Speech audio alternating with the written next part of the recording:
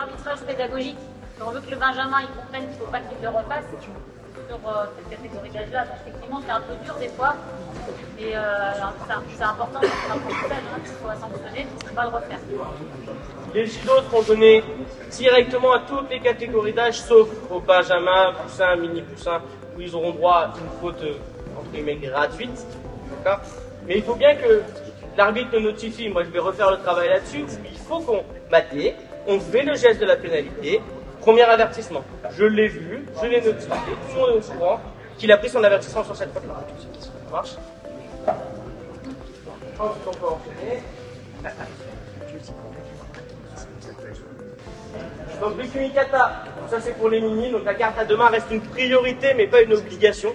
Donc à partir de minimes, on a le droit aux attaques à la volée, tu me posais la question. Et sur les minimes, on n'a rien changé dans le règlement, on a trouvé que c'était un règlement qui fonctionnait plutôt bien. Les retours que j'avais eu des différents comités aussi m'ont dit que le règlement minime ne posait pas de problème en soi. Donc c'est pour ça qu'on a décidé sur toutes les régions de ne pas y toucher à ce règlement-là. Les minimes, c'est le même que celui des cadets, parce que ça va les étranglements et exactement. les bras. Mais après, Exactement. Ça, c'est pas autre chose. Et il y a toujours la saisie croisée qui n'est pas autorisée en minime. On peut enchaîner. Voilà, donc les benjamins, le combat démarre toujours à distance. En cercle la tête avec contrainte syndicale n'est pas autorisé, c'est ce que je vous ai montré tout à l'heure. Maté direct et rapide, d'accord. Et forcément, ça lui donnera son premier avertissement sur les saisies. D'accord. Pour toute phase d'attaque à une main qui aurait échoué, retour en garde à deux mains nécessaires, c'est ce que je vous ai montré tout à l'heure. Je fais CA, je suis obligé de ressortir et de replacer ma main correctement.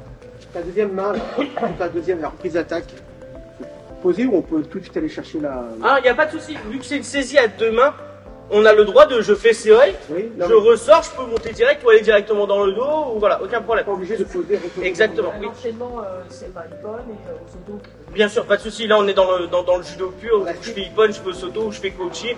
Pas de souci, on laisse faire, hein, d'accord. C'est vraiment qu'on veut pas que l'enfant reste dans cette position-là et attende, d'accord. C'est vraiment ça qu'on veut pas voir. Oui.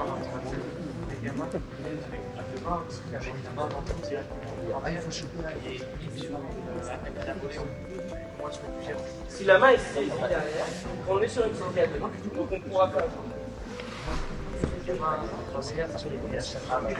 Et après, on se compte que l'enfant est ici et il attend. Dans ce cas-là, on fait voilà. Donc c'est maintenu. Et on le fait bien. Attention, tu n'as pas le droit de rester comme ça pour défendre. Mais ça, c'est comme n'importe quel tranche d'âge. C'est une saisie qui est faite pour défendre et pas pour créer du judo. À partir du moment où c'est négatif et fait pour défendre, ce sera maté et on le préviendra.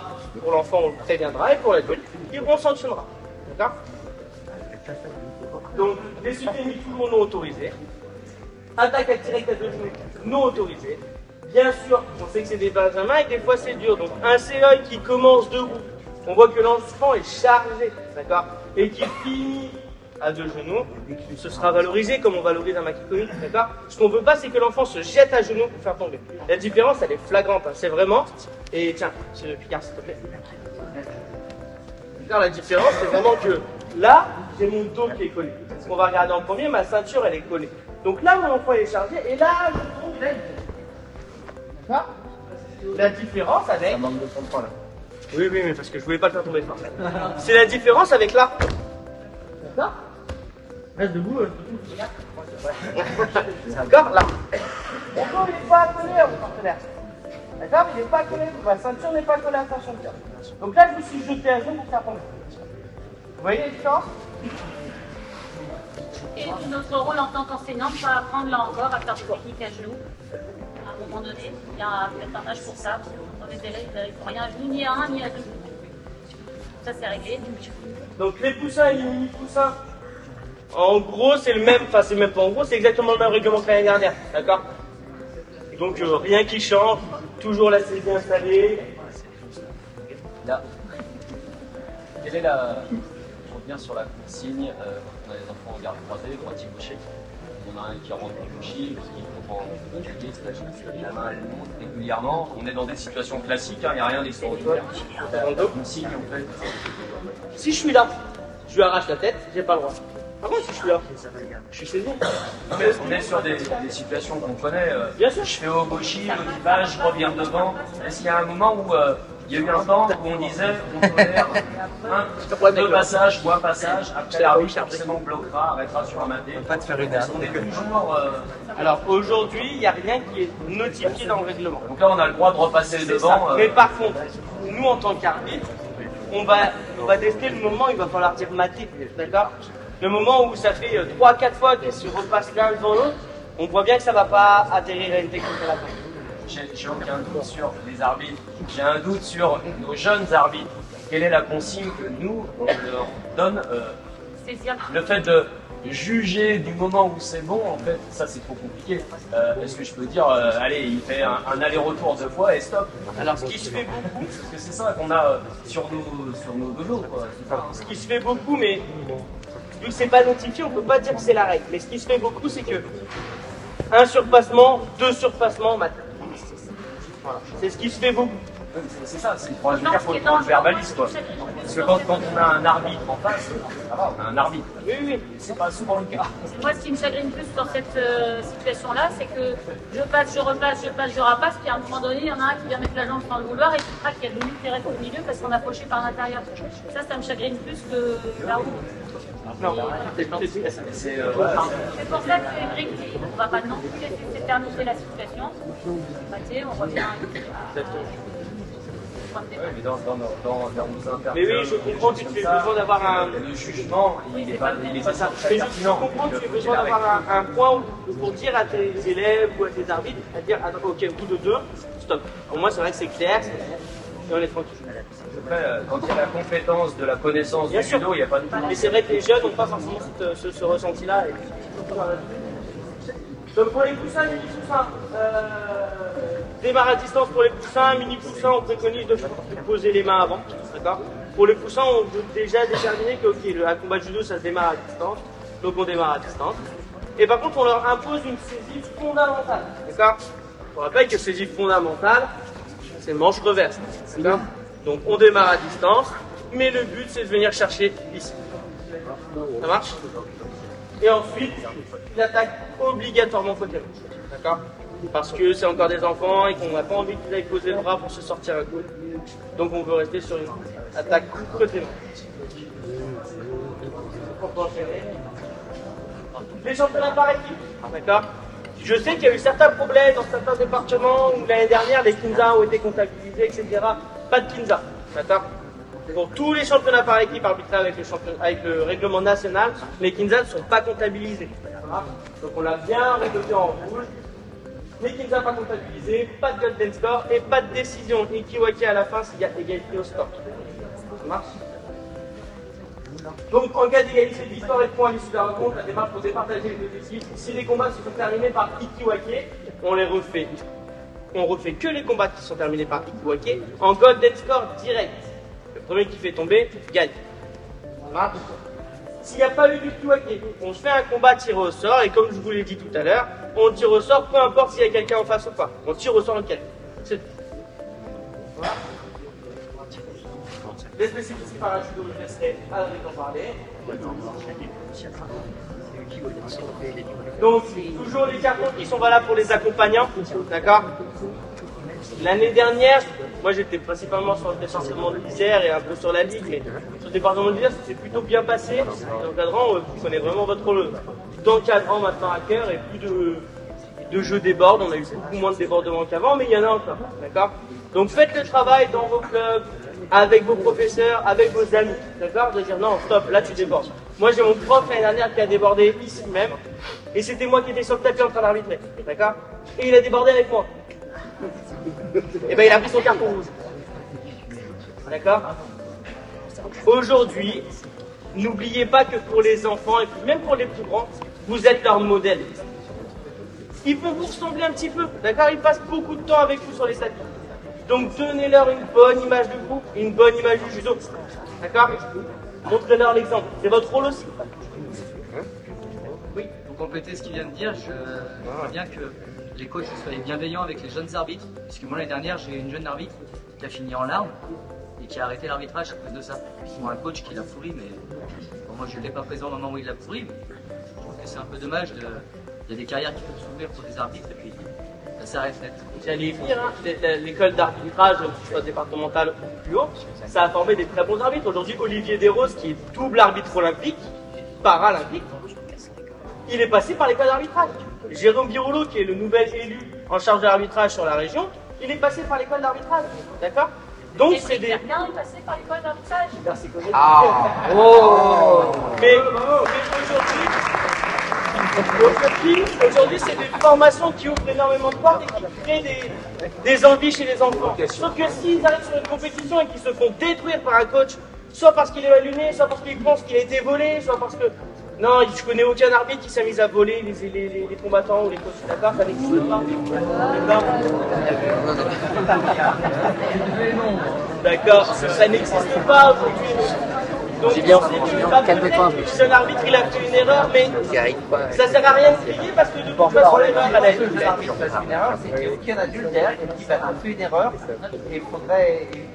Mais parce que nous aussi en tant qu'adultes on fait des erreurs. Ouais, mais il y a des fois. On n'est pas des machines. Moi, comme tu disais, les enroulements de tête, les prises au sol. Le jeune arbitre il est derrière au pied. Il y a deux adultes qui sont dans les coins, ils disent rien. Ils discutent.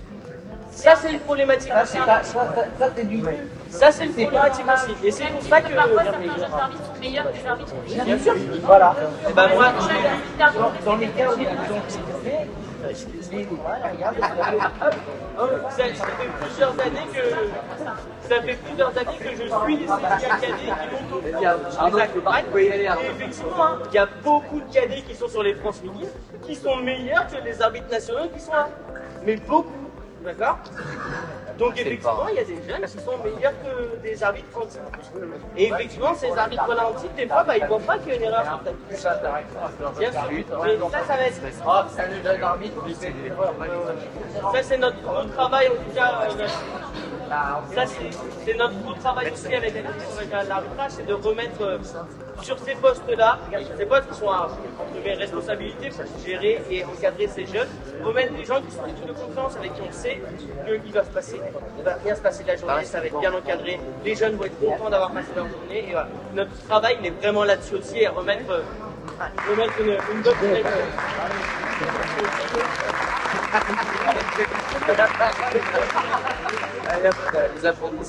Non, pas de changement sans mieux. Alors, je sais que tu Ce Bigard, s'il te plaît. On l'a vu beaucoup en Benjamin l'année dernière. Non, reste à 4 places. On l'a vu beaucoup en Benjamin l'année dernière. Le paquet cadeau. On le voit en Benjamin, en mini, en cadet, en senior, c'est très très fort, ça fonctionne très très bien.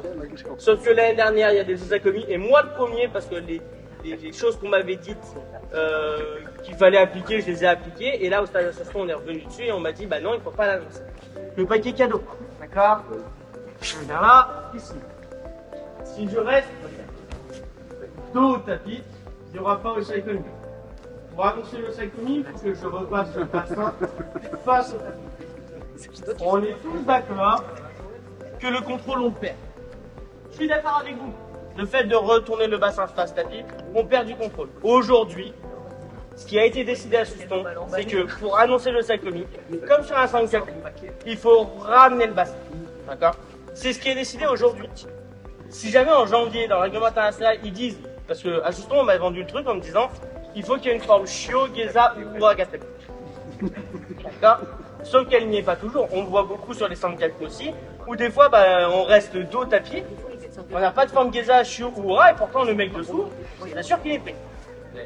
On est sur quel N'importe lesquels. Tout le monde. Tout le monde. Donc aujourd'hui, Il y a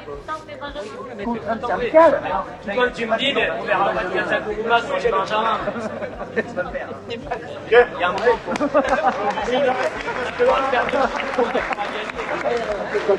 En tout cas, aujourd'hui, on est là pour le bassin soit orienté vers tapis pour pouvoir arriver au aujourd'hui. J'ai des poussins en dernier. S'il y a besoin de discuter, il y a petit temps. Et l'autre avait les jambes tendues. Attends, j'avais une question Dernière pour... intervention pour la soirée. Parajudo. Ce matin, donc, moi, sur le premier temps, je vais intervenir sur le mini-kata, sur les différentes formes de déplacement en attaque et la préparation d'attaque. Simplement, ce que je voulais préciser, c'est que ce ce que je vais faire ce matin, c'est plus vous partager l'expérience, voilà, de par mon parcours, de par les différentes expériences que j'ai eues, notamment dans le champ de l'entraînement sportif, et puis surtout d'avoir des échanges par rapport à ça. Voilà. En tout cas, j'ai la prétention de donner des leçons à chacun d'entre vous par rapport au judo. J'ai vécu des choses en tant qu'athlète, j'ai vécu des choses en tant que professeur, en tant qu'entraîneur, et ce matin, l'intérêt pour moi, c'est de le partager. Voilà. Ok? Répartissez-vous sur tout le tapis. Déjà, on va commencer à faire un petit réveil musculaire, mise en train. Pensez bien sur les jambes, soyez bien concentrés sur ce que vous faites. Faites l'effort d'être bien équilibré. Appliquez vos centres de gravité. Revenir sur 3 points qui me semblent essentiels. La qualité des appuis avant la saisie, bien entendu, la posture et la mobilité. D'accord? Donc pour l'instant, on est face à face, simplement. Un va conduire le déplacement, l'autre reste en maintenant toujours la même distance. Donc je me rapproche un peu. L'idée, c'est d'avoir une distance qu'on puisse se saisir. Je vais te déplacer, tu me fais. Ah, je suis bon. Et reste, voilà, tu maintiens la distance. Voilà. Voilà, tout simplement. D'accord? Première chose, je vous dirai pourquoi je fais cet exercice de façon quasi systématique. Merci. Allez, on passe tendre un peu plus les mains. On va adopter une posture qui soit plus la posture du judoka. J'ai vu des gens qui se déplacent, ils ont les bras pendant le long du corps comme ça. Alors, c'est pas mal, mais moi je préférerais, voilà, là, bien. Ah, j'avance vers lui, ah, hop, je reviens vers moi, hop, je me décale, là, dans un sens, dans l'autre. Ok? Allez, montez les mains. L'exercice, il permet d'évaluer rapidement la qualité de l'appui du judoka. Il permet aussi de contrôler, de regarder un petit peu sa coordination. Parce que mine de rien, là on discute, on rigole, et je vois par exemple des déplacements comme ça. Vous voyez, qu'est-ce qui se passe dans ces situations, bien souvent? Ouais, hein? Ok? Donc ça c'est la première chose. Vous n'êtes pas assez attentif souvent à la qualité du déplacement, décalez vos appuis systématiquement. D'accord? Si je rapproche mes appuis, je sais que je me vulnérabilise et je m'expose. Donc faites attention à ça. Au niveau, voilà ce que j'observe, moi les critères que j'observe, c'est la qualité de l'appui. En judo, ce qui est important, c'est toujours d'avoir le poids du corps porté sur l'avant du pied. Les talons doivent rester allégés, rester mobiles en fonction des rotations qu'on va faire. D'accord? Donc si on a tendance à marcher comme ça, je caricature un peu, hein, mais ça veut dire qu'en termes de qualité d'appui et de déplacement, on va se restreindre, on va se limiter. Donc important de faire attention à ça. Deuxième chose, toujours sur les appuis, c'est semi-fléchi. Le centre de gravité doit s'abaisser légèrement. D'accord? Pour ça, on descend un petit peu sur les genoux. On abaisse son centre de gravité, même chose, pour peser davantage sur l'adversaire ou sur le partenaire. Si on est haut sur les appuis, comme ça, à un moment donné, c'est difficile. D'accord? Ça, c'est le deuxième élément concernant les appuis. Troisième élément, je disais tout à l'heure, la posture. Alors nous, au judoka, on a tendance à enrouler un petit peu les épaules. Ok? Pour éviter de donner trop de surface au partenaire ou à l'adversaire pour vous saisir. Mais on se doit d'avoir une posture qui soit droite et notamment, le regard doit être orienté sur la ligne des épaules et les yeux du partenaire. Si je regarde en bas, j'ai tendance à m'enrouler, alors que volontairement, si je suis en haut, je contrôle mieux la position de mon dos. Là. D'accord? On va le refaire une dernière fois. Je vous demande d'être attentif à ça. La qualité de l'appui, l'avant du pied, d'accord? La flexion des genoux. Soignez-moi la posture. Ok? Allez, on refait une fois. Merci à tous de votre attention. Si de l'appui au sol, insistez sur la flexion, abaissement du centre de gravité, et insistez aussi sur la posture, de façon à ce qu'on adopte quelque chose qui permette ensuite de travailler. Troisième élément que moi j'observe beaucoup au travers de ces exercices, c'est la régulation de la distance. Donc moi, quand je vais faire cet exercice, mon idée toujours, c'est de préparer les phases de saisie. On est en amont de la saisie, et pour ça, je dois réguler la distance. Si je suis trop loin et que je vais essayer de l'attraper comme ça, non, c'est pas possible. Ou alors si je suis trop près ici et que je vais essayer de prendre ma gueule, ça va pas être simple pour moi. Donc je dois toujours faire l'effort de bien réguler la distance. Là, on se déplace. Là, je régule, voilà. Que je puisse facilement là, saisir si je le souhaite. Là. Là. Ok. Donc sur l'exercice suivant, on fait la même chose. Vous êtes vigilant sur la distance que vous allez instaurer entre votre partenaire et vous. Et régulièrement, vous venez simplement toucher ou taper l'avant-bras, l'épaule, le col, là, pour vous assurer que vous êtes vraiment à la bonne distance pour pouvoir saisir quand ce sera le moment de le faire. Okay? D'accord? Pour saisir. Et là, je me remets en mémoire ce qui s'est passé hier, notamment avec les collègues du Jiu-Jitsu. D'accord? Si quand je viens saisir, par exemple, je suis poids du corps, jambes avant, qu'est-ce qui risque de m'arriver? Sur une compétitrice comme Corinne, elle va immédiatement m'attaquer sur mon appui avant. D'accord? Ou à l'inverse, on voit des fois des gens qui viennent saisir et qui sont un peu assis vers l'arrière. Ok? Donc quand j'insiste sur la posture, c'est répartition du poids du corps sur les deux appuis. Ma jambe droite, ma jambe avant, ma jambe arrière, qu'on soit droitier ou gaucher. Ça, c'est important. Soyez vigilants, notamment aussi avec vos élèves, que quand ils saisissent, ils ne soient pas sur une position qui les fragilise en jambe avant. Hein, ou sur une position, comme je l'ai montré tout à l'heure, ils sont là à essayer de... Ok, là, on s'expose et on va prendre. D'accord? Quand on donne un coup de poing, si on n'a pas une bonne qualité d'appui, il n'y a rien qui sort. D'accord? Il faut être réaliste. Hein. Donc, c'est vrai que je ne suis pas un grand spécialiste. Donc, moi, ce que je vous demande simplement, c'est bien camper sur vos appuis, de façon à ce que si je viens ici impacter, saisir au niveau de la manche, mon poids de corps soit bien réparti, j'utilise ma masse aussi pour renforcer mon contrôle. D'accord? Donc, sur l'exercice suivant, ce que je vous demande, c'est d'être attentif à ça. Respectez cet équilibre entre vos deux appuis, coordonnez bien la distance par rapport au partenaire, et surtout, au moment où vous venez saisir, veillez à ce que vous soyez équilibré, et non pas ou bien trop en avant ou trop en arrière. Ok? Merci Corinne. Allez. On peut espérer aller saisir dans de bonnes conditions. D'accord? Donc pour moi, c'est quelque chose qui est indispensable. Et on le voit, vous l'avez tous vu, des jeunes qui viennent, qui se lancent, on le voit même plus fois sur le haut niveau, hein, des gens qui se lancent comme ça, faites ça avec AB, faites ça avec d'autres, vous voyez tout de suite ce qui se passe. D'accord? Donc ça veut dire on est bien campé sur les appuis, ça n'empêche pas d'être mobile, hein. Il faut pouvoir continuer de bouger toujours. Mais par contre, on doit être équilibré, on doit rester coordonné. Ne vous rendez pas vulnérable, notamment en croisant les pieds ou en rapprochant votre surface d'appui. Donc ça, pour moi, c'est le préalable du Kumikata. Bien entendu, après, quand je disais tout à l'heure les expériences, c'est vrai qu'en fonction, c'est ce qu'on verra sur un deuxième temps, en fonction que mon partenaire donc, soit droitier, c'est-à-dire qu'on est sur une situation de garde emboîtée, ou gaucher, j'aurai pas forcément le même sens de déplacement, la même orientation de mes déplacements, où je modifierai peut-être légèrement ma posture. Ok? Si on rentre sur les phases de saisie, alors sans faire trop théorique, mais pour moi dans le Kumikata, il y a aussi 4 choses importantes. Il y a l'aspect mental.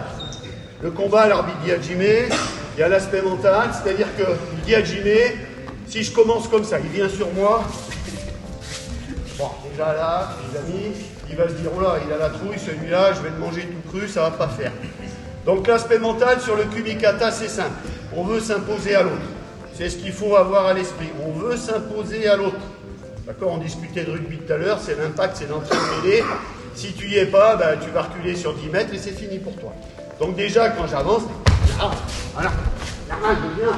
Hein, je suis toujours un peu rude, hein, c'était aussi mon style de combat, mais il faut vouloir impacter votre partenaire et ne pas subir. Ça, pour moi, c'est une règle d'or. Si on subit, quelque part, ça veut dire qu'on accepte de se soumettre, il prend l'ascendant psychologiquement sur vous, et le combat risque d'être difficile. Alors quand je dis ça, il y en a aussi qui feintent, qui font semblant d'eux, et puis derrière, bon, ils vont enclencher, ok. Mais moi, ce que je vous préconise, c'est quand je saisis, là, j'impacte, je pèse, là, voilà, là, ici, tout de suite, là, je vais essayer de me positionner. Donc, là, on va travailler à nouveau sur la posture, la qualité des appuis. On y rajoute la saisie, mais je veux que sur la saisie, celui qui est dans le rôle de Tori ait le souci d'impacter le partenaire au moment de la saisie. Ok? Donc on est ferme, on s'engage, on est déterminé, on veut s'imposer à l'autre. Ça, c'est important. On essaye un petit peu ça, s'il vous plaît. D'accord? J'ai régulé la distance, je suis vigilant sur ma qualité d'appui, j'impacte au moment où je prends. D'accord? Une chose que je vois aussi qui est vraiment importante, et ça, on le constate aussi bien chez les jeunes que parfois même dans le haut niveau. Quand j'ai mon premier accrochage sur ma première main, avant l'installation de ma deuxième main, l'idée c'est toujours de le faire venir à moi. Si je fais ça, et puis que je tente d'aller là-bas, je l'ai vu encore une fois ou deux, vous sautez, mais vous sautez, je viens là, il part sur sauter, et hop, ok, je vais exécuter là sur cette situation. Donc, hop, j'impacte, là, je vais pouvoir verrouiller. Là, je vais pouvoir verrouiller. D'accord? Ça c'est important.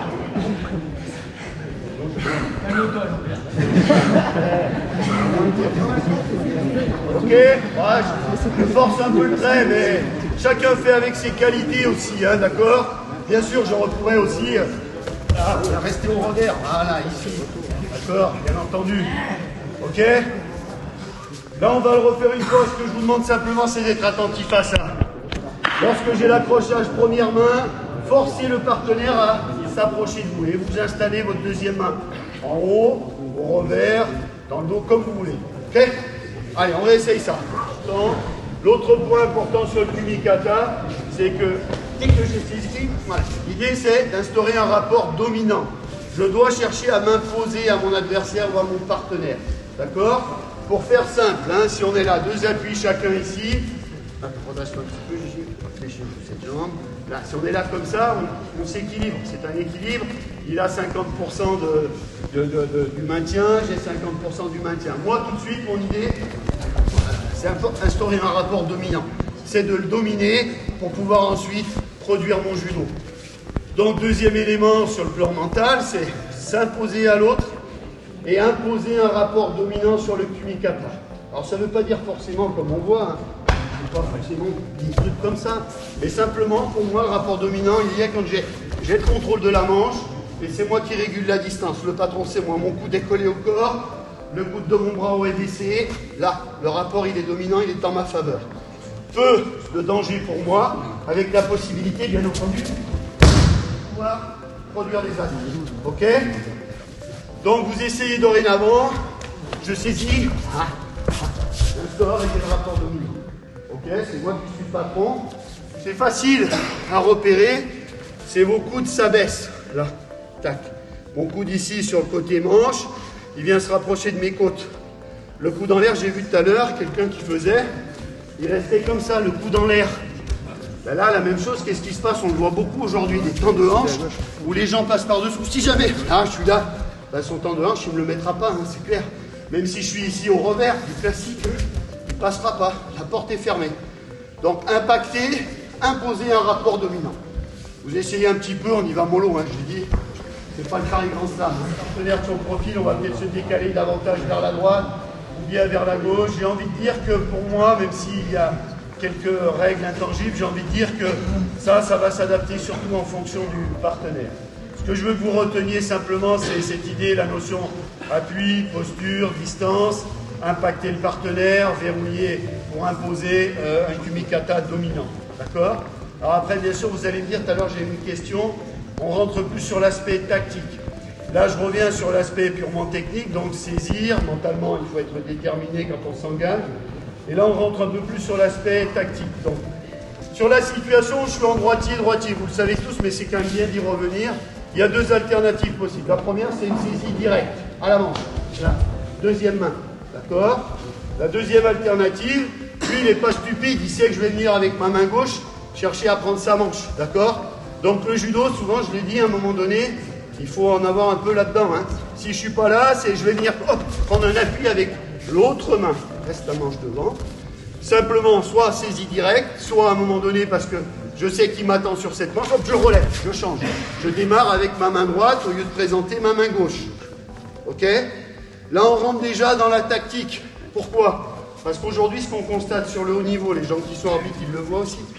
Les gens ont de très forts kumikata, ça c'est indéniable, n'importe quel athlète, regardez Maruyama, regardez, je ne sais pas quel exemple, mais...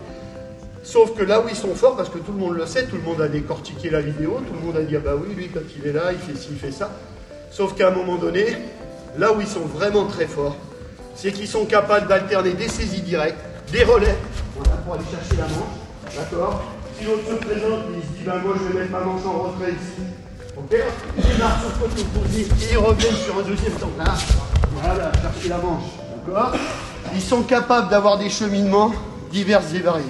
Et moi, je suis intimement persuadé aujourd'hui que ce qui fait la force d'un judoka, c'est un, d'avoir un kumikata déterminé, mais deux, c'est surtout d'avoir tout un panel de cheminements pour pouvoir saisir sans que l'autre puisse véritablement défendre. Si je viens, et on l'a vu, hein, on le voit chez les jeunes, mais c'est normal aussi. Ils viennent toujours de la même façon, toujours de la même façon, toujours de la même façon. Ben pour l'autre, à un moment donné, c'est pas très compliqué de trouver une solution et de se dégager du kumikata. Ok? Donc là, sur l'exercice ensuite, vous essayez simplement d'alterner certaines fois la saisie directe, d'autres fois le relais, d'autres fois vous allez passer par le revers. Mais toujours, le but, c'est de revenir à votre position et à votre kumikata préférentiel. Ok? Allez, on y va. On joue sur l'alternance. À la force de certains, c'est cette capacité d'alternance dans les cheminements pour saisir. Moins vous êtes prévisible, plus c'est difficile pour votre adversaire ou votre partenaire sur le randonnée, plus c'est difficile d'arriver à savoir, à décoder, à savoir comment faire et comment s'y prendre. D'accord? Donc je voulais surtout attirer votre attention sur ce point-là. Pour moi aujourd'hui, notamment ce qui différencie le haut niveau, dans le haut niveau, mais il n'y a pas que ça non plus, c'est quand même cette capacité à avoir des cheminements différents. Et ça, chacun doit s'imaginer parce que, bien entendu, ce que fera Corinne ou ce que fera Gillian qui est longiligne ou quelqu'un de plus petit, ben, chacun aura ses trucs. Voilà, chacun aura son organisation. Mais ça doit être pensé. C'est pas une fois qu'arbitre vous dit agilé qu'on se dit ah bah tiens, on fait pas. Par quel bout je vais commencer, qu'est-ce que je vais chercher à attraper? Ça se prépare et c'est avant que ça se décide. D'accord? Bien penser à ça. Voilà. Bon, je reviens sur une fois la saisie installée. D'accord? Là, je disais tout à l'heure, quand vous avez saisi, l'idée c'est toujours de verrouiller. Et pour moi, verrouiller une saisie. Alors cette idée-là, c'est comme le cadenas, il ne suffit pas de mettre le cadenas, si tu ne le verrouilles pas, il ne sert à rien du tout ton cadenas. Donc moi, c'est saisir, et ensuite c'est verrouiller en ramenant notamment les coudes au corps. Alors, je sais bien, il y en a qui vont dire, ouais, mais c'est un bourrin, il est fort, machin, truc. Non, ça n'empêche pas d'être ferme sur le verrouillage, tout en gardant quand même de la mobilité, notamment sur les poignets, pour créer des réactions, des impulsions et autres. Mais par contre, il est clair que si vous n'avez pas un grip qui est ferme, si vous ne verrouillez pas vos saisies, bah, du coup, elle n'est pas bête, à un moment donné, ça la gêne, voilà, elle va dégager, hein.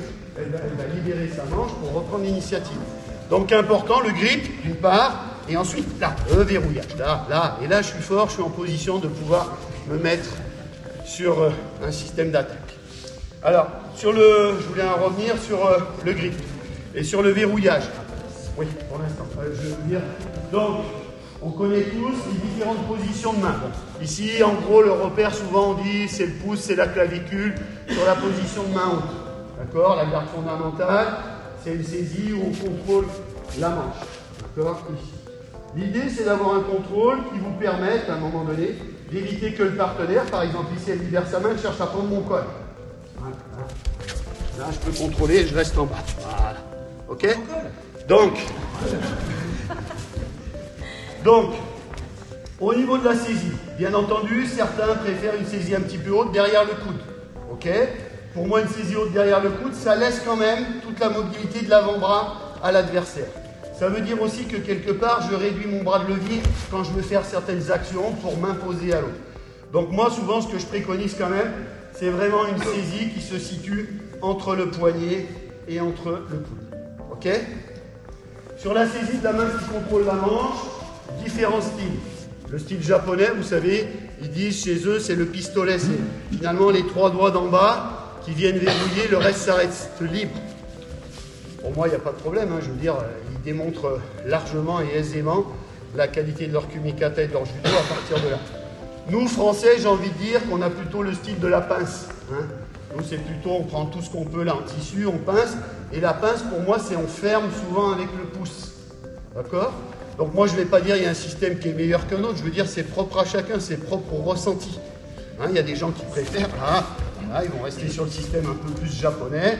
Voilà, ils vont contrôler avec le pistolet, le pouce reste libre. Et puis il y en a d'autres, comme c'était pour moi le cas, ben moi je préférais quand même en avoir plein de paluches pour être sûr de bien saisir le parcours. Donc là encore, je dis c'est libre à chacun. Ce qui est important de rappeler, de ressasser, c'est il faut avoir un kumikata déterminé. Si je suis droitier, parce que ça on le voit, même on le voit des fois chez des cadets, voire même des juniors. Le lundi ils se présentent, ils sont là, garde à droite, fondamentale. Moi, je dis c'est bien.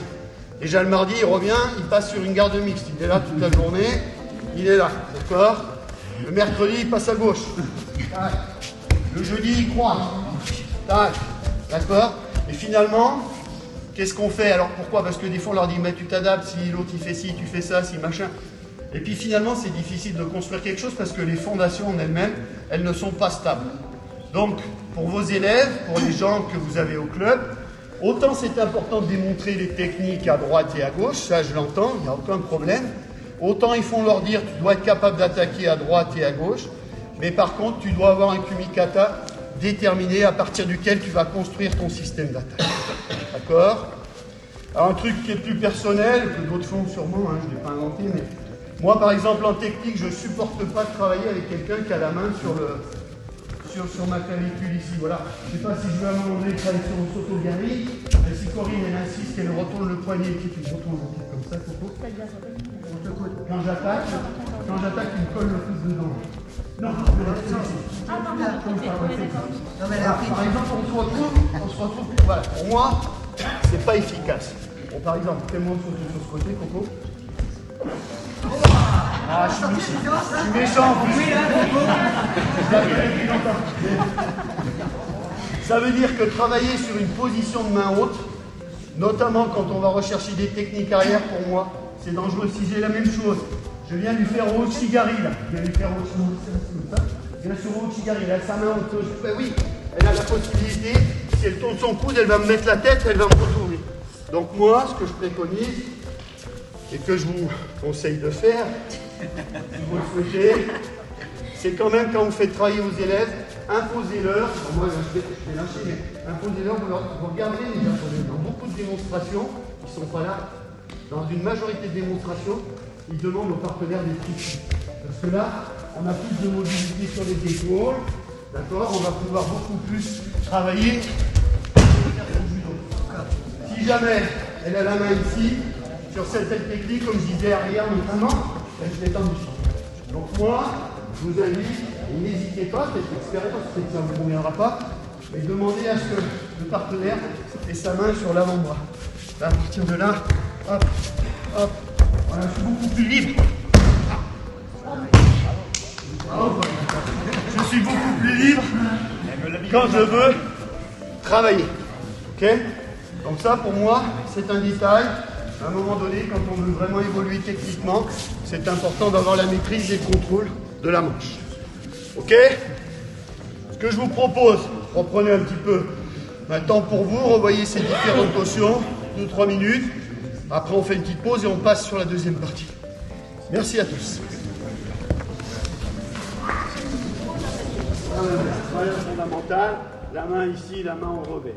Nous, Français, traditionnellement, les anciens profs, souvent, ils disaient monte ta main, petit, monte ta main, vas-y, passe-le, on entendait souvent ça. La culture française, c'est quand même utiliser ses qualités physiques pour dominer. On le savait aussi, il ne faut pas être stupide. Sur les Japonais, si on les prenait judo, on prenait une rouste. Les seules fois où on arrivait un peu, c'est quand on commençait un peu à les mettre en difficulté sur les saisies. C'était normal, chacun son style. Aujourd'hui, si on analyse un petit peu sur le haut niveau, nous Français, on a tendance à être en haut, les Japonais sont ici, les Mongols sont plutôt sur des bases ici, d'accord? Vous observez les Géorgiens, parfois ils adorent venir chercher des positions de ceinture, comme ça. Donc, il y a différentes formes de kumikata, il y a différentes écoles. Ce qui est important surtout, c'est que nous, Français, on soit capable de s'adapter à chaque fois à ce que nous oppose le partenaire ou l'adversaire. D'accord? Alors sur la décomposition des différentes formes de garde, garde fondamentale haute, d'accord? Ici, garde mixte, le revers, ici, par contre, il y a de plus en plus de manches, d'accord? Après, on rentre sur les situations de garde croisée, d'accord? Première garde croisée, on voit parfois aussi moi j'appelle ça la double croisée. Le bras est à l'intérieur et puis les gens ils s'engagent sur des situations comme ça de corps à corps. Différentes formes de garde auxquelles, bien entendu, on se doit d'être capable de répondre. Et ça, c'est pas toujours évident. Okay? Ensuite, la garde que vous allez adopter, elle conditionne le développement de votre système d'attaque. Si je suis là, je suis plutôt un judoka qui va pratiquer un judo de distance, mi-distance. D'accord? Si par contre je viens là, déjà, je réduis la distance et je vais imposer davantage un rapport dit plutôt de corps à corps. Ok? Quand je suis en garde mixte, au contraire, je vais essayer de garder un maximum de distance par rapport au partenaire qui est ici parce que je n'aime pas qu'il me colle. D'accord? Donc, la garde conditionne aussi le rapport à la distance que vous aurez avec votre partenaire ou votre adversaire dans le combat. D'accord?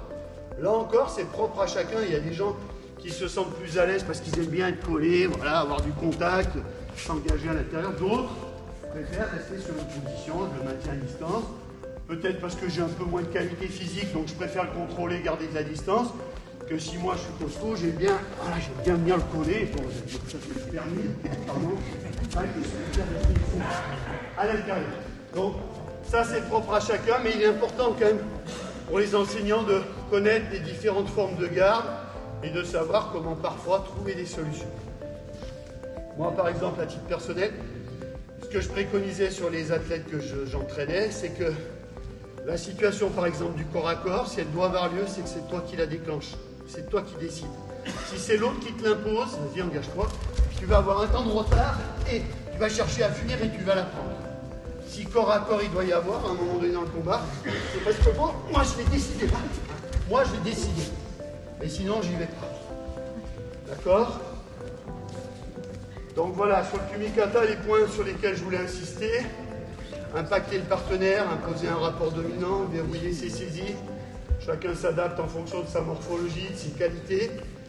Chacun, alors je rappelle souvent la même chose, mais chacun est unique, chacun est différent. Donc ce que va faire l'un n'est pas forcément ce que fera l'autre. Okay? Par contre, il y a des choses qui sont intangibles.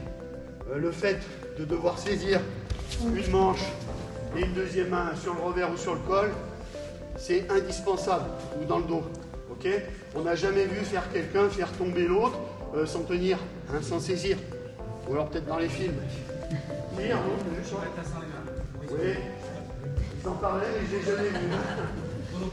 Voilà, concernant Kumikata, est-ce que vous avez une ou deux petites questions rapidement par rapport à ces situations? S'il y a quoi que ce soit après, j'y reviendrai. Hein. Il y a autre chose derrière, Jean-Pierre? Oui, préparation d'attaque et l'attaque. Enfin, du coup, juste, si tu me permets, c'est oui. Puisqu'on est sur les Kumikata, je voulais juste rappeler qu'au niveau règlement arbitrage, vous avez droit à toutes les saisies à partir du moment où ça reste constructif. C'est-à-dire qu'à un moment donné, on disait oui, alors, la saisie pocket, c'est celle-ci, ou bien le pistol grip, tout ça c'était interdit parce que, le garrot c'est toujours interdit, hein, parce que je risque de faire le garrot, mais dans tous les cas, toutes les saisies sont autorisées à condition que vous restiez constructif. Ça ne doit pas être quelque chose qui empêche l'autre de faire du judo. C'est-à-dire que votre garde mixte, si vous êtes ici, vous avez deux grandes quarts là ici, forcément, au bout d'un moment, vous bloquez l'adversaire, mais vous bloquez vous aussi. D'accord? Donc ça va être pénalisé assez rapidement. Pareil avec les deux manches, là ici, là je maintiens l'autre vers le bas, je l'empêche de saisir. On ne va pas vous laisser pinailler longtemps, ça va être rapidement maté chez nous. Donc voilà, juste c'était pour faire ce petit rappel. Et tout à l'heure, je ne vois pas, j'ai pas mes lunettes. Voilà, monsieur me disait qu'est-ce qui se passe quand on fait lâcher à deux mains. Donc vous avez deux mains sur un bras, pardon. Ça c'est autorisé, d'accord? Là je fais lâcher, je garde une main, c'est autorisé. Et ce qui est aussi autorisé, c'est je fais lâcher, je lâche tout, mais je reviens sur la place. Ça ne sera pas pénalisé parce qu'on fait lâcher, mais on revient sur du judo. On est dans un état positif, on veut attaquer. Maintenant, si je fais lâcher à deux mains et que je me barre à 2 mètres du bonhomme, c'est sûr que je vais prendre Shido. Donc c'est important de garder ça à l'esprit, vous l'avez vu au JO. Tous les lâchers de garde ne sont pas pénalisés parce qu'on lâche les deux mains. Les arbitres ne pénalisent que si il y a vraiment une rupture et que celui qui a fait lâcher ne cherche pas à revenir. Voilà, c'est juste la chute. Exact. Merci. Toujours dans l'idée de travailler, de produire. Ça me fait revenir quand je disais les différents cheminements tout à l'heure, le temps droitier, Julien. J'avais dit en partant éventuellement du revers, en partant 6 décales de la manche opposée, là, le revers, le relayé, différentes choses. On l'a vu même récemment, il y a des gars qui partaient de la ceinture, qui rattrapaient comme ça, ou des gars qui venaient parfois, ils étaient là, et qui prennent la jupe, là, une fraction de seconde, et hop, ça leur permet tout de suite de verrouiller. Donc ça, dans l'esprit qu'a dit Corinne, on peut le faire, bien entendu, à condition que ce soit transitoire et que ce soit dans une dynamique offensive.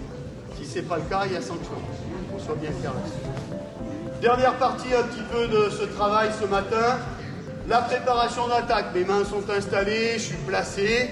Ben là, il faut se forcer à attaquer, à être actif. Donc, bon, classique, hein. 1, 2, je mène, ici, je peux pousser, hop, le partenaire. Pas de problème, attaque directe, c'est pas compliqué. Même chose, il me suit. Ça c'est facile.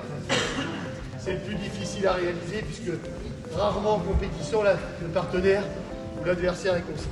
Deuxième cas de figure. On démarre sur une forme d'attaque, on va partir d'un accrochage intérieur. qu'il faut qu'il gagne. Reste. D'accord, accrochage intérieur. Là. Voilà. Et là, mon but, c'est de créer une réaction forte. Souvent, on entend faire réagir, faire réagir. Et puis, on voit ça. Voilà, je ne vais pas réagir pour mon franchement. Donc, là, pour l'instant, on part d'un accrochage intérieur. 1, 2, 3, il décroche. Je projette. Et autre accrochage intérieur. 1, 2, voilà. Ok, projection. On part d'un accrochage intérieur. Outil, derrière, sur la réaction, quand il tente d'esquiver ou de se décaler, c'est pour vous l'opportunité d'attaquer. Vous le faites. Il va? Allez, en place. Bien entendu, vous ne pouvez pas saisir le bas de la jupe, puisque là c'est Shido, d'accord? Maintenant, si le judogi est sorti, d'accord? Rien n'empêche que vous veniez saisir le judogi et que vous veniez préparer une attaque. Par contre, vous n'allez pas rester encore une fois 10 minutes avec le bas de la jupe à vous balader.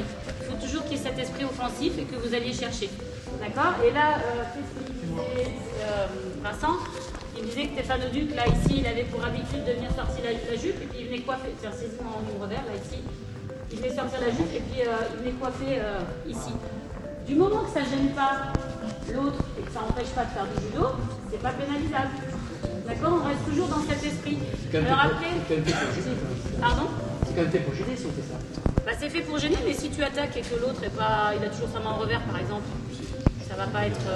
Il n'y a pas de bras tendu, il n'y a pas de fesse en arrière, il n'y a rien de tout ça. Ça reste du judo. Hein. Alors, la difficulté dans tout ça, c'est que les arbitres, ils sont humains, d'accord? Ils ont chacun leur sensibilité. Pour certains, ils vont voir peut-être une attitude défensive, pour d'autres non.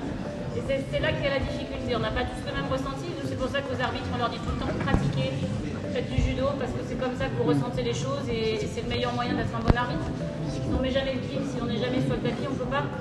D'accord? Donc voilà, c'est juste la petite aparté, je t'en prie.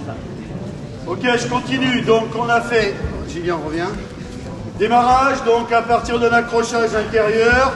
Donc, je gomme toute la phase qui précède, j'ai ma saisie, je suis placé, j'ai mes mains. Et là, je pars sur un accrochage extérieur. Il esquive, ok, il esquive, j'attaque. Ok, même chose. Tipo Sotogari au Soto-Toshi. Le reste, il décale. Ok. Première chose. Accrochage par l'extérieur. Deuxième chose, il est gaucher. Hop, je suis placé, accrochage par l'extérieur. Ah, voilà. Et j'envoie. D'accord? Mon but, c'est quoi? C'est si jamais je vais au bout, là, peut-être qu'il va tomber. Si toutefois il en échappe et il esquive, moi, voilà, je sais que je vais anticiper et je vais lancer. Ok? Donc, préparation d'attaque, un accrochage extérieur. En fonction de la réaction du partenaire, j'enclenche mon attaque. À vous. C'est parti. L'accrochage simple. Et on le dit souvent, les Ashiwaza, tu les utilises beaucoup pour préparer, créer des réactions. C'est la réalité. Hein. De la même façon que quand Corinne le disait tout à l'heure, j'ai ma saisie installée. Si je reste là que j'attends, derrière. Ok? Donc on se doit d'être actif. Ça demande aussi de la coordination, non seulement... je dirais du point de vue corporel, mais aussi mental. Et je suis en haut, mais je me dois aussi d'être actif en fonction des déplacements de mon partenaire. Je vais venir le titiller pour qu'il ait la sensation de marcher sur des œufs. Deuxième possibilité, tac, je reviens, je pars sur un barrage simple, hein, forme Izaguruma, Sasai Tsurikomi, Hachi. Donc là, j'ai un barrage. Voilà. Et là, dès que j'ai c'est déclenché, je viens lancer. Ah. Alors, à la différence, c'est peut-être pas suffisamment clair, ça n'est pas un accrochage comme je faisais tout à l'heure sur le gaucher, ici où vraiment je venais pour accrocher derrière. L'idée du barrage, c'est simplement, voilà, je vais le déstabiliser et je vais attaquer. Ça, c'est une autre possibilité. Après, sur mes préparations d'attaque, bien entendu, on a des trucs de compétiteurs. Moi, j'aimais bien ici, par exemple, là, je disais tout à l'heure, la répartition des forces est équilibrée.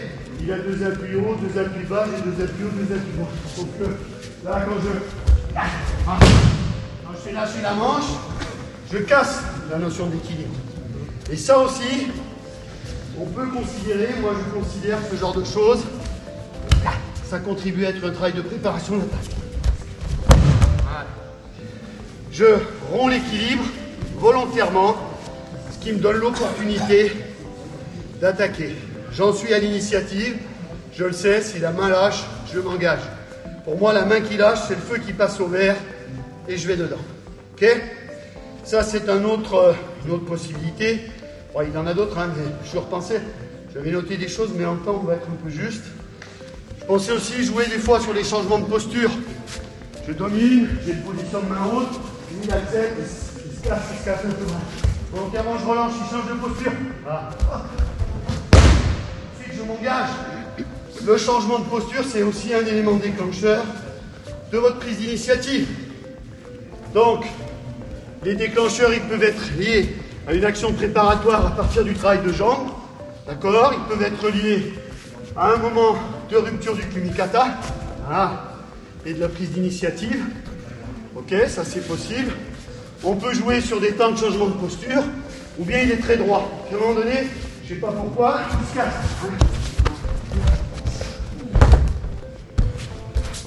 D'accord? Par exemple, on doit penser à ça, important. La filière, c'est vrai que c'est beaucoup la filière sportive, hein, de par la carrière de compétiteur, mais aussi d'entraîneur, de responsable de Pôle France, d'équipe chinoise et compagnie. Et voilà, je pense que par contre, moi j'en oublie pas, c'est ce que je dis, notamment quand j'étais en Chine, je le disais toujours, si tu ne maîtrises pas les fondamentaux, les appuis, la posture, les saisies, les différentes formes de saisie, les déplacements, les principes d'action-réaction, les principes de technique de sacrifice et soutenu, si tu ne maîtrises pas ces fondamentaux, et c'est ce sur quoi je vous invite à enfoncer le clou tout le temps. C'est facile, on a un jeune, il débute, il est costaud, machin, vas-y, t'arraches, ouais, t'arraches. Sauf quand il arrive à un certain niveau d'âge, que les gens ont compensé hein, la maturation, peut-être le retard qu'ils avaient, il n'a plus les solutions techniques. Les solutions techniques, elles passent toujours par une remise en question des fondamentaux. Et là, l'exemple qui est flagrant, c'est les Japonais, quand vous regardez, je ne sais plus, c'est l'Olympiade 2000 ou 2004, où ils ont eu très peu de résultats, je crois une seule médaille, ça a été la Bérésina pour eux. Ils n'ont pas changé fondamentalement leur système. Mais par contre, ils sont revenus sur les fondamentaux. Ils ont répété, ils ont apporté des corrections. Ils ont apporté l'exemple typique de ça, si vous avez suivi les jeux, je pense que tout le monde a suivi, les 81 kilos Nagase contre Grigalashvili, le géorgien. Les dernières fois, Grigalashvili, il mangeait tout le monde, il montait tout le monde. Et bien au jeu, il n'a pas vu le ballon. Pourquoi? Parce que l'autre, alors j'ai eu la chance, ça n'a pas de rapport, mais en août dernier, j'ai été à Tsukuba, quand il s'entraînait justement l'équipe japonaise, j'ai observé comment il travaillait. Je peux vous dire que sa séance, tout était millimétré. Le choix des partenaires, l'intensité au niveau de l'engagement, l'exigence sur le plan technique, la recherche de la variété, etc. C'était vraiment, je me suis dit, bon déjà c'est quelqu'un pour qui je suis très très admiratif sur sa qualité de judo. Je me suis dit, ce mec-là, il a tout compris. Voilà, simplement.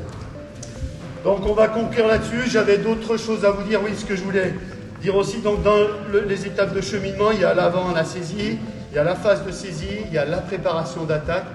Et sur la préparation d'attaque, ce qui est important notamment pour vos élèves, c'est qu'ils soient capables d'identifier ce qu'on appelle des déclencheurs d'attaque. C'est-à-dire qu'à un moment donné, j'ai vu l'autre fois par exemple Hugo Mitifio, il est venu à Clermont, il a fait une prestation, franchement c'était un régal devant les jeunes. Il disait voilà, moi, mon déclencheur, je l'identifie, c'est très simple, le gars il recule le pied, je sais que c'est le moment, je peux y aller. D'accord? Quand je vous parlais du changement de posture, c'est exactement la même chose. Un changement de posture, c'est un élément déclencheur qui vous donne le signal que c'est le moment d'y aller. Il n'y a pas d'hésitation à avoir. C'est le mec en Formule 1, le feu il passe au vert, boum, tu appuies sur le champignon et tu pars. Ce que je vous invite à faire dans le travail que vous faites auprès de vos élèves, c'est leur permettre et les aider à identifier des éléments déclencheurs de l'attaque. Tous les signaux sont au vert, on y va, on s'engage. Et là aussi, j'ai un autre exemple, parce que sur l'Olympiade précédente, je pensais aux Géorgiens, ils avaient remporté des médailles d'éthique, mais par contre, dans l'engagement dans le combat, c'était quelque chose d'incroyable. C'est les seuls qui tenaient tête aux Japonais, là, aux Jeux de Tokyo, parce qu'ils y mettaient un cœur, un engagement incroyable. Et je me suis dit, bon sang, mais ces mecs-là, c'est surprenant, personne n'arrive à les contrer, mais, et ça, je pense que c'est une règle qu'il faut qu'on retienne, si tu t'engages à 200% dans l'opportunité, soit ça va scorer, soit il ne va rien se passer, mais l'autre, il ne pourra pas te contrer. Tu y as tellement mis d'engagement, d'énergie, ta puissance, ta vitesse, qu'il ne peut pas te contrer quoi qu'il en soit. Donc n'ayez pas peur de prendre des risques. Quand vous vous engagez, faites-le à fond et vous verrez que vous serez payé en retour. Voilà. On va finir sur cette belle parole. Merci à tous.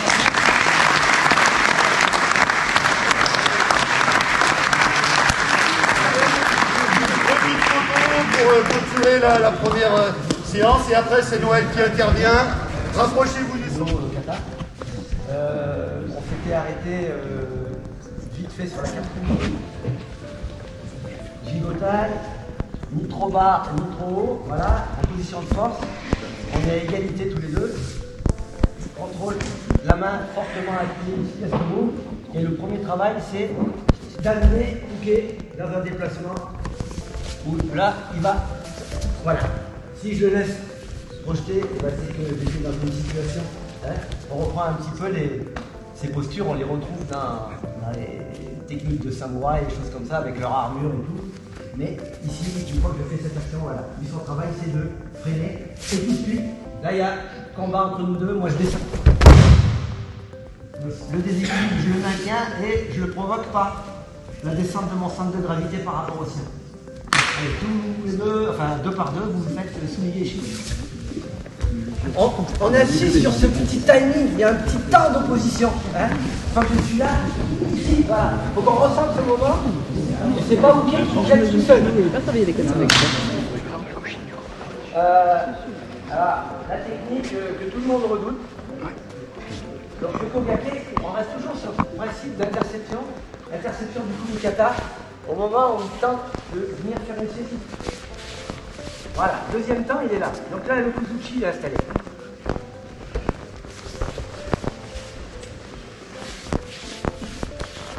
Je reste sur mon rail. On avait vu une certaine époque où on demandait à faire un tori de se décaler. Comme Kodokan, c'est je reste sur le rail. Et ici, à ce moment-là, j'amène le poids du corps. J'amène le poids du corps de Uke sur son antérieur droit. Le poids du corps de Tori est sur le talon, mais sur la tranche arrière. Voilà. Et à ce moment-là, il va y avoir un transfert du poids du corps de Tori qui va venir reprendre un appui pour venir faire le sutemi. Parce que ce qu'on ne doit pas voir, c'est ça, parce que ça, c'est un balayage. J'essaie avec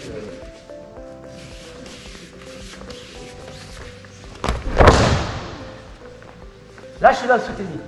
Là, j'ai projeté avec mon corps, c'est-à-dire que toute l'inertie du mouvement est partie sur mon poids de corps. Comment? Là, je suis allé à PCR. Donc, Uke tombe plat dos, Tori tombe de côté. Encore une fois. Vraiment.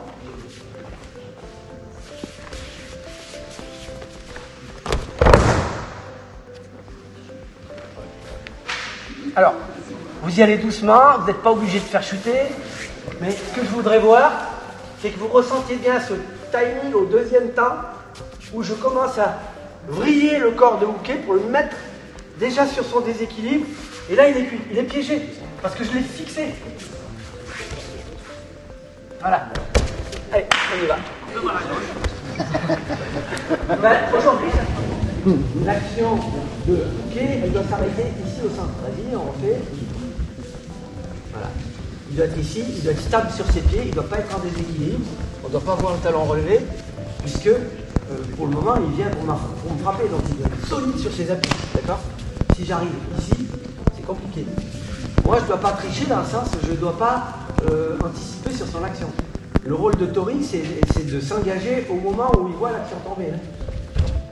C'est la même entrée que sur Uranage.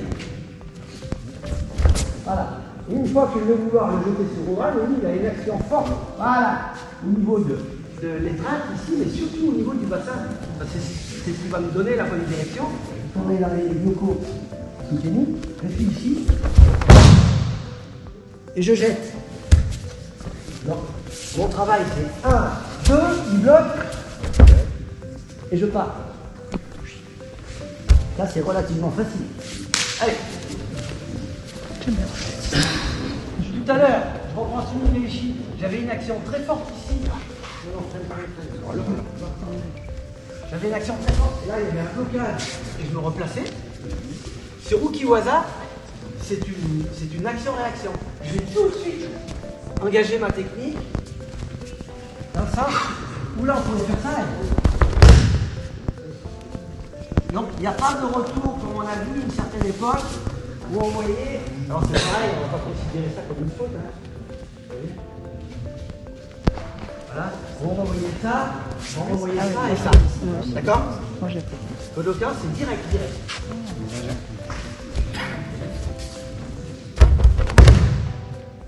Posture, jambes ouvertes, côté, chute relevée, pas de difficulté. 1, 2. Et après on enchaîne ou pas?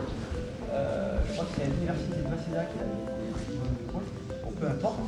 Il est arrivé là parce que c'était pour mettre un petit peu de modernité pour remplacer le kimono kata. Kimono kata avec le tanto, le katana. Et là on a mis les armes modernes, c'est-à-dire le bâton, le pistolet. Voilà un petit peu l'historique du Goshin. Le Goshin, c'est typiquement l'attaque-défense. Donc qu'est-ce qu'on va rechercher? De la sincérité dans les attaques, de la sincérité dans les ripostes. Alors ça veut dire quoi dans les ripostes? Ça veut dire contrôle, être perspicace dans les contrôles de saisie et non pas que ce soit des choses aléatoires. Que les gestes techniques, que ce soit des clés, des aténis, c'est de la technique, le judo, hein, le jujutsu. Hier, notre ami Serge il a montré qu'il fallait y avoir un peu de kimé. Donc on va retrouver du kiai, on va retrouver de l'implication directe et de la vitesse d'exécution. Mais si on parle de déséquilibre, le premier principe, il y a des principes de corps à corps, puisque là on est dans l'agression, c'est comme en judo. Tout va se passer ici. Tout va se passer ici. Donc ça plus ça, décalage, taï sabaki, et on va pouvoir amener l'adversaire. Donc le premier exercice que je vais vous proposer, c'est il va venir sur moi avec une main tendue, hop, je saisis et je pousse. Donc si je fais ça et que je pousse comme ça, non, je pivote, je pousse, s'il m'attrape, je pousse, je pousse. Donc je peux utiliser la main, je peux utiliser le corps, et puis même arriver à la chute. On est d'accord? Parce que c'est la clé qui va provoquer la chute ou l'amener au sol. On commence par ces petits exercices de tentative de saisie. Hop, hop, allez, je pars de. Et là, si je veux déséquilibrer mon partenaire, il faut que j'ouvre. Si j'essaye juste de tirer, ça ne marche pas. Si je tire juste avec les bras, ça ne marche pas. Donc là, qu'est-ce que je fais? J'ouvre le bassin. Lui, il veut ouvrir maintenant. Voilà, il m'enlève. Donc après, vous changez de côté, comme ça vous travaillez les deux hanches. Et vous prenez une ceinture. Allez.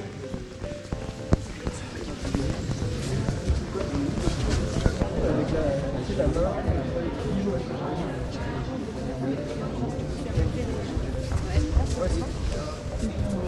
Moi, je vais lancer le mot pour travailler. Parce qu'il faut faire dans les défenses. Là, à 6 mètres, on inverse le rôle du Uke par rapport au Nage no Kata. Donc Uke vient à droite du jury. Une fois qu'on a fait le premier jury, on doit remarquer sur le Uke, c'est qu'il ne fasse pas l'effet, ce qu'on appelle l'effet canne à pêche.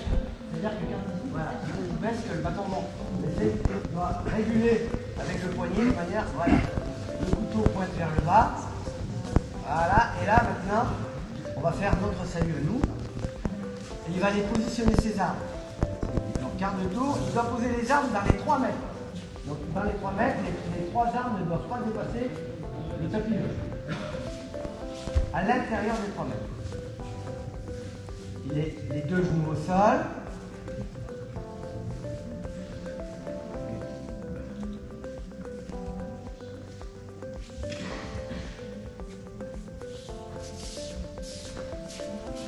Il revient et tout de suite on ouvre le kata. Donc on va essayer de faire les 3 premières techniques. Donc là déjà, vous allez voir une chose. La faute c'est déjà on s'est arrêté. Ça c'est premièrement c'est faute. Il n'y a pas d'arrêt. Ça, c'est déjà un petit peu mieux. Trop souvent, ce qu'on voit, c'est au moment où il attaque, il me pousse. C'est une hérésie de pousser quelqu'un si on veut le frapper. Hein. Je ne vais pas le pousser pour le frapper, au contraire, je vais le tirer. Donc ce qu'on doit voir, ce qui est important, c'est la mise en déséquilibre. Lui, il essaie de me fixer.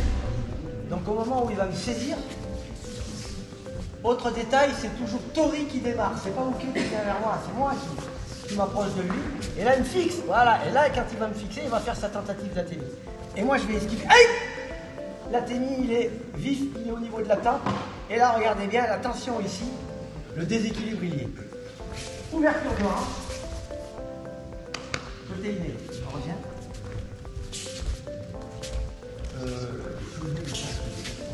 Désolé. Donc, on repart toujours des 4 mètres. Et ici, je maintiens. Et je viens chercher. Trop souvent, on voit des tauris qui veulent tout de suite faire la clé. Si je veux tout de suite faire la clé, il ne va plus les voir. Donc, jamais. Une fois que j'ai fixé, je viens un peu vers moi, voilà. C'est coude contre coude. Je regarde la montagne. Deuxième technique. Alors ça, c'est assez simple. Hein. Aïe! Le déséquilibre, il est là. C'est-à-dire au moment où il a tenté de me pousser, moi j'accentue pour ouvrir, pour garder cette tension. Et là, je frappe, main ouverte, au niveau du visage. Tout de suite, on l'a vu hier avec Sergio. Hop! Et on l'amène au sol, on l'amène au sol. Contrôle. Donc là, il y a une clé, là, il y a une clé, là, il y a un contrôle.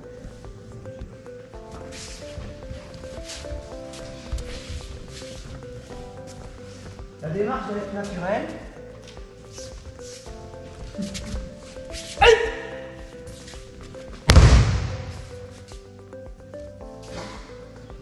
Donc là, il y a une traction. Là, c'est facile, hein, c'est d'être comme chou. Et moi, je résiste pas. Au moment où il tire, je frappe. Donc lui, il a un léger déséquilibre sur l'arrière parce que c'est l'athénie qui lui provoque ça. Et j'en profite pour venir chercher le côté Gaeshi. Donc hier, on a vu côté Ineri. Là, c'est côté Gaeshi. C'est vraiment appui, Tai Sabaki. Allez, tout le monde pour les 3 premières. Allez. J'ai pas tout dit. Il y a des choses que j'ai omis de dire qui sont super importantes. Dans ce kata, le respect des diagonales est hyper important. La diagonale, c'est là. C'est pas là. Alors, je reviens sur la toute première. Au moment où je frappe, il y a cette frappe et il y a tout de suite cette envie de venir chercher. Aïe! J'ouvre! Mais une fois que j'ai ouvert, je vous ai dit, je ne cherche pas la clé tout de suite, parce que là, il est encore fort. 1, 2, 3! Ah, voilà. Trop souvent, je vous vois essayer de faire la clé trop vite, et en même temps, la grosse erreur qu'on voit souvent, c'est ça. Les gens qui partent là. La diagonale, respect de la diagonale. Sur la deuxième, il n'y a pas de souci. C'est pareil, c'est respect de la diagonale. La troisième, alors ça, je ne l'ai pas dit, mais au moment où il y a cette traction, moi, je viens fixer sa main au moment où je frappe. D'accord? Lui, il a une action de me tracter. Il me tracte sur l'avant. Aïe! Donc, j'ai fixé la main pour pas qu'au moment où j'ai frappé, il lâche. Donc, j'ai fixé la main. Et là, maintenant, j'essaye pas de la sortir, la main, pour faire la clé. Je la laisse emballer, là. Elle est dans le revers du kimono, je ferme les doigts et j'y vais. On reprend un petit peu ça. La fille, si c'est le menton, ou le nez, ou les hanches, ou les parties, il faut que ça soit vu, c'est pas de l'aléatoire. Les Agotsuki qui sont là, ça ne servent à rien. L'Agotsuki est là. Le rôle de Tori, c'est pas d'esquiver en faisant ça, sinon il y a un déséquilibre. C'est ça. D'accord? Et chaque fois, il faudra essayer de. Donc 1, 2, 3, 4. Donc 4, Uke vient à l'arrière. Alors là, on va essayer de faire les 4 arrière. Donc, la première mise en déséquilibre de ma part, c'est lui qui me saisit et qui me fait une clé. Hein, il y a Ude Gatame. 1, 2, 3. À ce moment-là, déséquilibre. C'est frapper à l'intérieur du genou, et je ne peux pas frapper en étant là. Il y a une action simultanée de mise en déséquilibre. Et là, souvent on voit la faute, c'est qu'on renvoie ça et après ça veut repartir. Donc là, je l'ai remis dans une situation de confort, parce que si je repose, c'est lui qui va me mettre un coup de ou qui va s'en aller. Je garde ici, et tout de suite, 1, 2, 3, Wakigatame. Et ça, vous l'avez vu hier, le Wakigatame, il se fait aussi avec la clé ici au niveau du poignet. Donc celle-là, elle est un petit peu délicate. Donc c'est gauche, droite, gauche, mais je me retrouve ici. Si je suis resté ici, la cible n'est pas bonne parce que je suis à l'extérieur du genou. J'aurais bien fait un yokogiri, mais le yokogiri doit être à l'intérieur du genou. Et si je suis ici en ayant fait ça, c'est pas bon. Et là, vous avez vu, je fais bien mes 3 pas, je vais bien sur la diagonale, je l'emmène.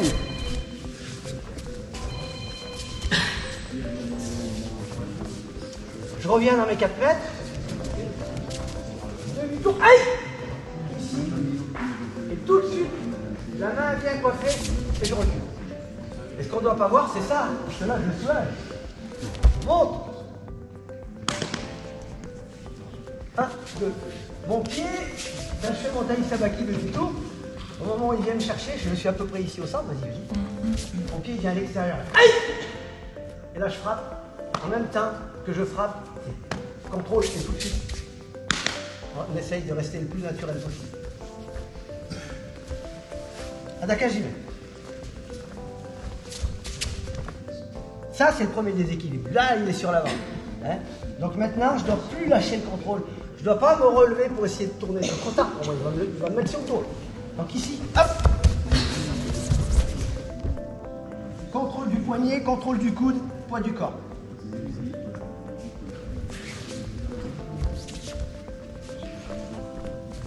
Ou des kimenage. Shirodori. J'ai ouvert, je saisis. Taï sabaki complet. Je suis contre lui. Je verrouille son coude. Là, il a la clé. Ouverture de hanche. Donc, au moment où il m'a saisi, l'action de l'athénie au kakato, je vais faire lâcher l'étreinte. Et tout de suite, j'en profite.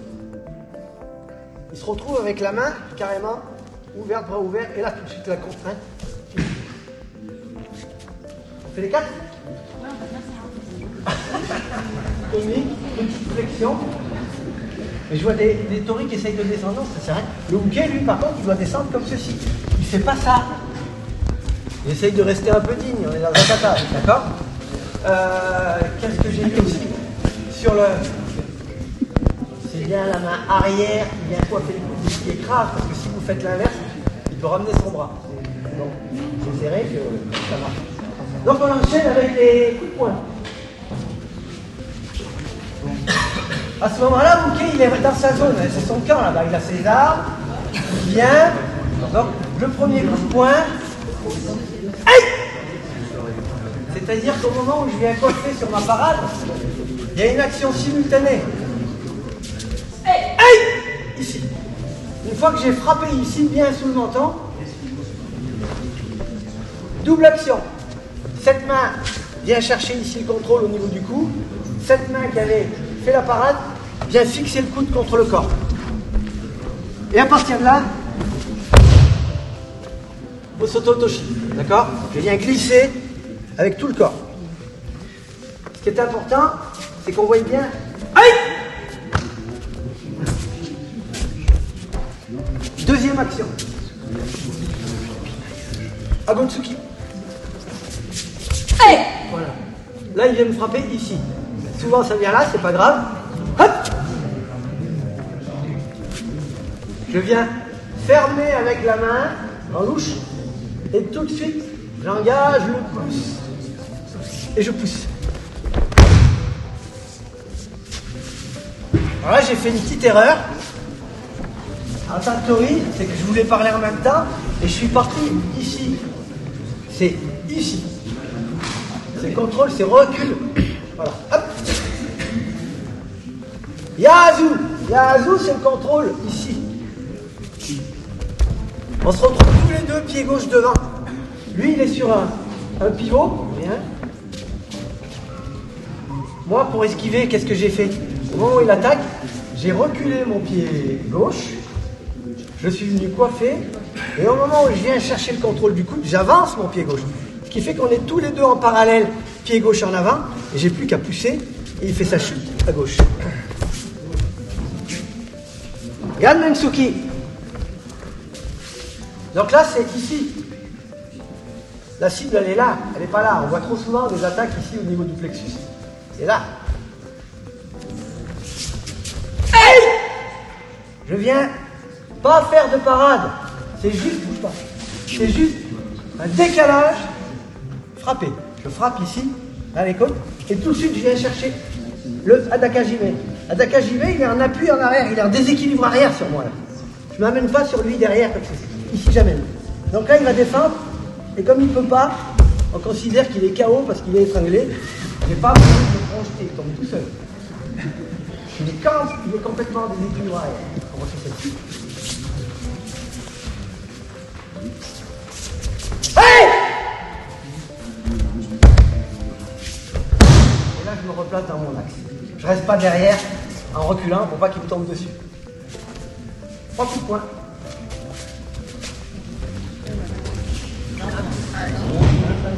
Cette forme de travail, si je fais ça, j'en ai vu, hein, je laisse la main un peu comme ça,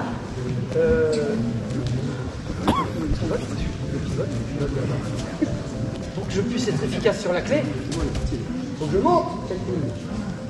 Si je laisse le coude de mon partenaire en bas, je ne suis pas efficace. Donc c'est pour ça que le principe de verrouiller ici, il est hyper important. Côté inérie. Je dois le monter sur la pointe des pieds. Voilà. Et après, pour soulager, on fait faire une chute avant. Sinon, normalement, c'est presque une chute arrière qui va prendre. C'est vraiment une grosse gamelle. Bon, là, on était à 1, 2, 3. 1, 2, 3, 4. Maguiri. Boum. Donc, réaction. C'est esquive, esquive et verrouiller. Je verrouille le pied, c'est-à-dire je saisis fermement et je tourne le pied vers l'extérieur pour éviter qu'il s'échappe sur une chute avant. Là, il pourrait très bien s'échapper. Ici. Et là, soyez indulgents. Normalement, on monte. Et là, il y a un petit Tsugihashi. Et je pousse tranquillement.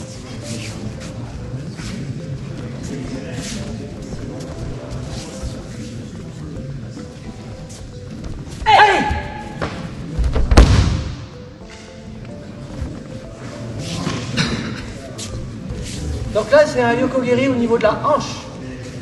Moi, je me déplace. Lui, il va se décaler sur son deuxième temps pour pouvoir avoir la bonne distance. S'il reste là, il ne peut pas frapper sur la hanche. Donc c'est lui qui se décale. Moi, légèrement, au moment où je fais mon esquive, puisque je fais un décalage. Guédel Barail. Appui, contrôle.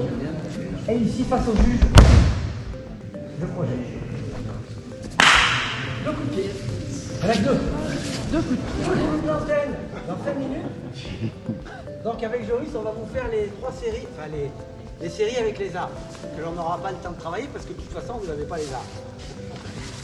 Je vais remettre les arbres là-bas.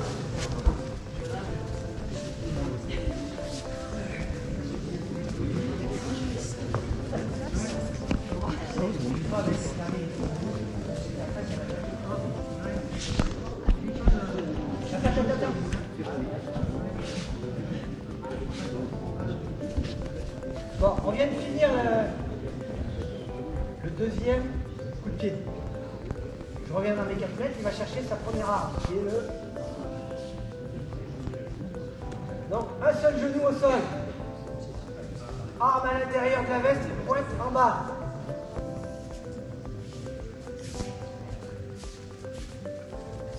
Et Tori qui démarre. On vient corps à corps. Aïe! Au moment où il commence à... Il tient le fourreau de son arme, ça c'est important. S'il ne tient pas, le bras il va se balader. Donc il tient fermement sa ceinture pour simuler le fourreau. Et moi, hop, taille sabaki, atemi, action forte au niveau du coude. Hop. Et on retrouve la même clé que tout à l'heure. Je ne touche pas le couteau, je le garde.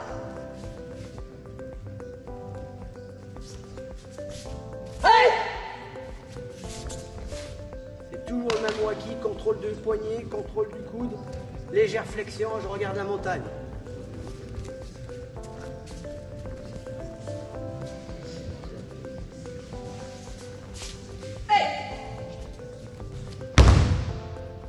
Une clé, deux clés, dès qu'il abandonne, je désarme.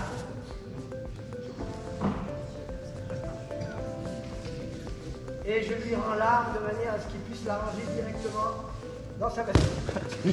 Ça, c'est faute. Aïe, aïe, aïe, aïe, aïe. Ça fatigue. Il ne faut pas faire. Ça, c'est ce qu'il ne faut pas faire.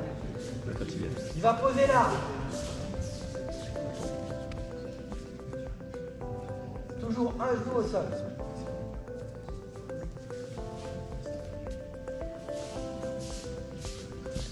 Il revient à 4 mètres, c'est moi qui démarre. Toujours un corps à corps. Hey! Doucement.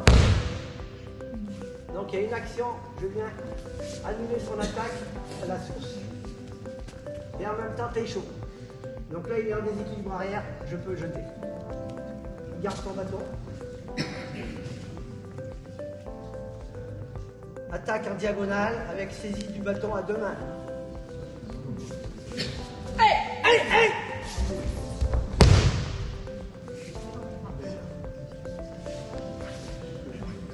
Donc sur cette action, ce qui est important, c'est au troisième temps, au moment où le fouet du bâton arrive, je dois esquiver avec un retrait et non surtout pas baisser la tête. Et il y a une double athénie, c'est pour ça qu'il y a deux qui arrivent. 1, 2, et après c'est une poussée.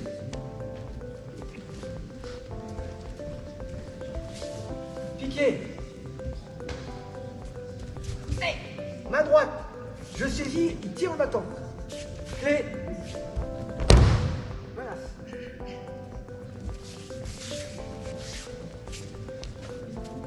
Donc, là, j'ai fait ma première esquive, ma parade pour ne pas prendre le coup.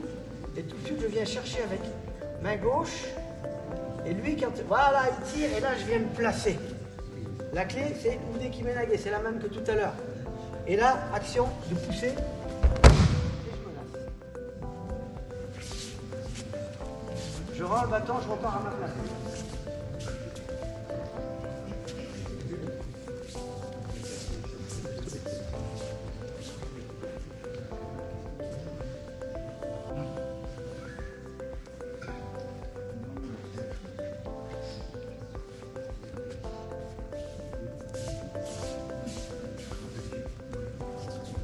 Regarde. Je lève les mains, je bouge plus à partir du moment où voilà, j'ai la menace. Important, je le regarde dans les yeux, il me regarde dans les yeux. Voilà. Au moment où il vient baisser les yeux pour toucher, c'est tout de suite.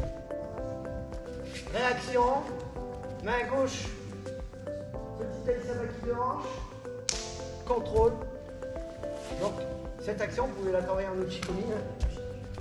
Donc il a le pied avant, avancé, le revolver est pointé et contre, touche. Et là, hop. Une fois que je réussis, je lui rends le revolver. Même si les juges sont là, on se fiche de savoir si le canon est vers les juges. Hein? Je lui le rends de manière à ce qu'il puisse le placer sans le manipuler.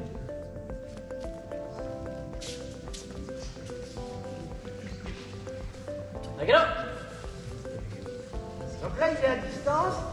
Là, maintenant, c'est l'autre pied. Et à un moment où il va baisser les yeux, le taïsabaki, il est à l'extérieur. Aïe! Donc pour frapper, ça peut être ça, ça peut être ça, ça peut être ça, mais jamais ça.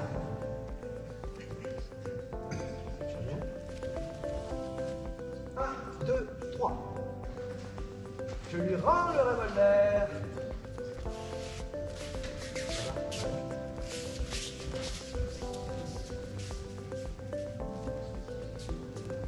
Regarde. Je lève franchement les mains, je ne fais pas le timide. Des fois on voit ça, non? Et là c'est là. Et là c'est pareil. Le premier repère, c'est lorsqu'il vient poser le fût du revolver entre les omoplates et surtout entre les omoplates. Voilà. Et lorsque je vais sentir le contact à la hanche tout de suite, première action c'est ça. Et maintenant c'est ça. Je contrôle la main et le revolver, c'est le sabaki.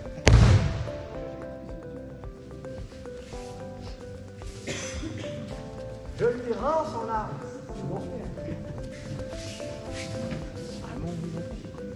Il retourne à sa place, chercher son attirail. Les deux genoux au sol, comme au départ.